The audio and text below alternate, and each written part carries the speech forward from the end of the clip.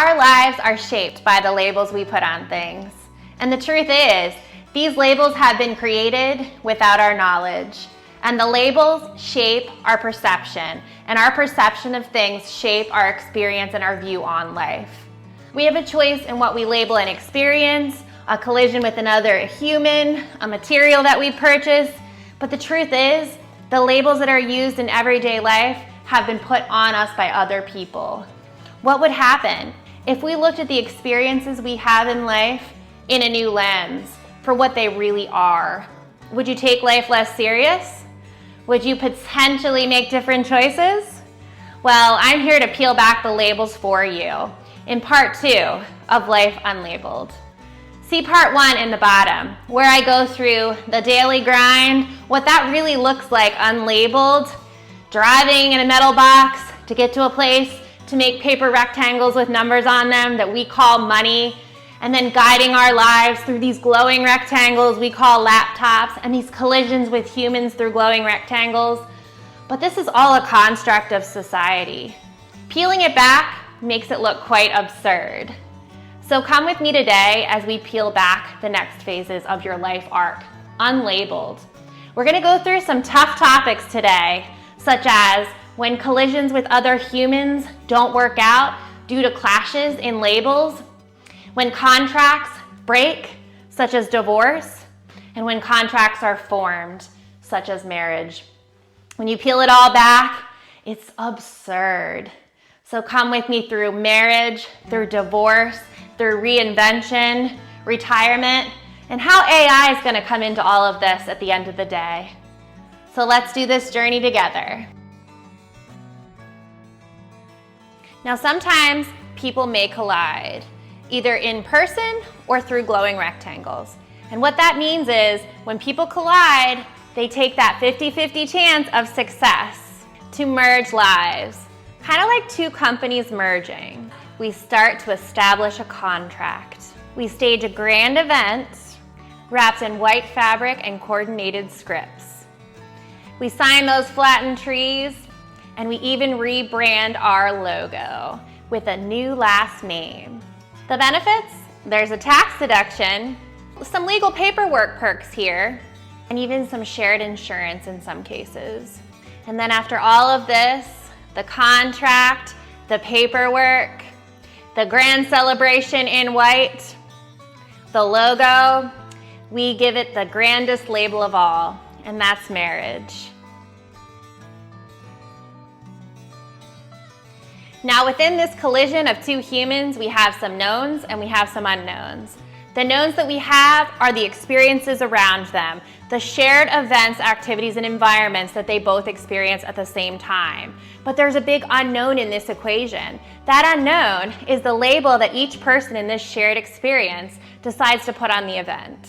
But remember, there's no expectation to share labels with another human. So when you do have a collision and they don't have the same label as you, it can lead to some misunderstandings. One person may feel pressure, another person may feel success. One person may feel fear, another person may feel love, or at least that's how they label it. Two people can be on the same couch, living two separate experiences in two different fairy tales, all because they're using two different sets of labels. Two people carrying different labels to the same story are bound to crack. Now, with that 50% odd of success, there's a 50% chance that this story, this merger, will collapse. The two people carry different labels for the same story until the story can no longer exist.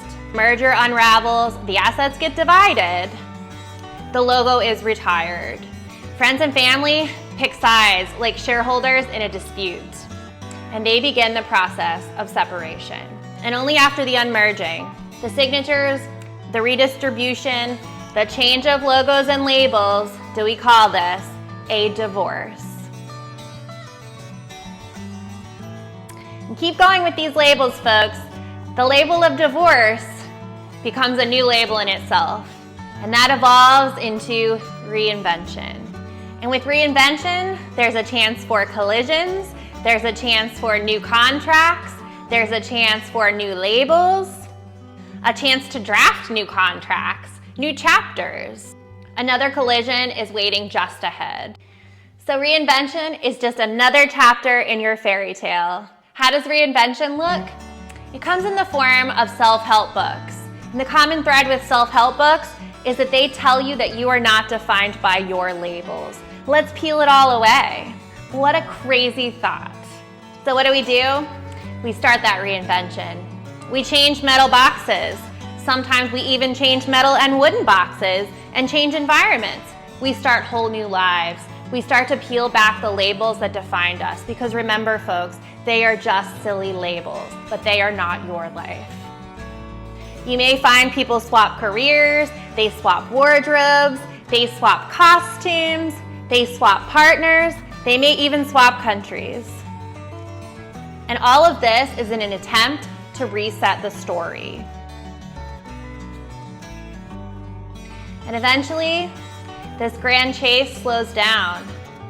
Those rectangles that you once chased, they start coming in slower because you've decided to retire. You're now getting out of the game. And finally, the career dissolves into a memory. We walk a little bit slower. We chase those coupons like a treasure hunt. We talk to birds like they're coworkers. And for the first time in decades, all those gorgeous fields around us that we didn't notice when we were in our metal boxes in the grind become places of wonder. It's absurd yet beautiful. That fairy tale, it's still unraveling. But what's next? Our futures don't end there. We give our futures to the algorithm. We give our memories to machines. We let algorithms suggest who we're gonna love and what we're gonna buy at the grocery store tomorrow. We store our futures in humming boxes, and they're called data centers. We don't just live our fairy tale anymore, we outsource it. A story written to us by code, recycled, reflected back to us in an output of tomorrow's choices.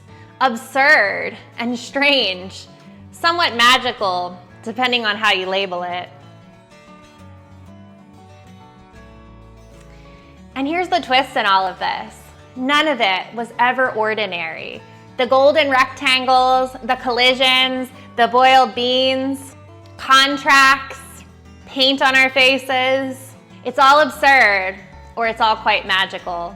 And it all depends on the lens you choose to look at it in. So don't take this all so serious. Call it that grind, and it'll start to grind you. Call it a fairy tale, and your life will become magical, like you deserve. And suddenly, even those rectangles start to glow differently. And at the end of the day, the lens you choose is the life you live. The question is, how will you write your fairy tale?